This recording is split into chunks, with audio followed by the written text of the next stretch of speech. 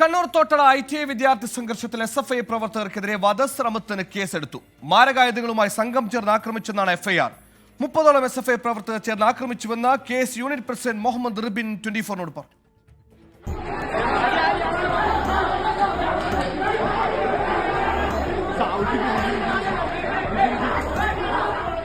KS unit president Muhammad റിബിനെ ആക്രമിച്ചതിൽ 11 SFI പ്രവർത്തകർക്കെതിരെയാണ് വധശ്രമ കുറ്റം ചുമത്തി പോലീസ് കേസെടുത്തത്. മുളവടി കൊണ്ട് തലയ്ക്കടിച്ചു വീഴ്ത്തി, കല്ലുപയോഗിച്ച് ഇടിച്ചു, നെഞ്ചിലും തലയ്ക്കും ചവിട്ടി. മാരകായുധങ്ങളുമായി സംഘം ചേർന്നുവെന്നും FIR-ൽ പറയുന്നു. 30ഓളം SFI പ്രവർത്തകർ ചേർന്ന് ക്രൂരമായി ആക്രമിച്ചുവെന്ന് മർദ്ദനത്തിനിരയായ KS unit president Muhammad Ribin.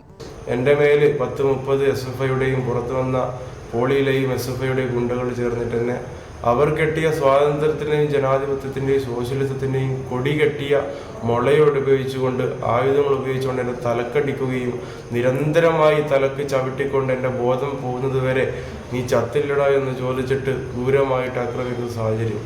SFI പ്രവർത്തകൻ ആഷിഖിന്റെ പരാതിയിൽ പരിക്കേറ്റ് ചികിത്സയിൽ കഴിയുന്ന മുഹമ്മദ് റിബിൻ അടക്കം 5 KSU പ്രവർത്തകർക്കെതിരെയും പോലീസ് കേസെടുത്തു. ITI ആക്രമണത്തിൽ പ്രതിഷേധിച്ച് KSU കണ്ണൂർ ജില്ലയിൽ ഇന്ന് പഠിപ്പ് മുടക്കി പ്രതിഷേധിക്കുകയാണ്. സംഘർഷത്തിന് പിന്നാലെ കോളേജ് അനിശ്ചിതകാലത്തേക്ക് അടച്ചിരുന്നു. നാളെ സർവകക്ഷി യോഗം വിളിച്ചു ചേർത്തിട്ടുണ്ട്. 24 കണ്ണൂർ.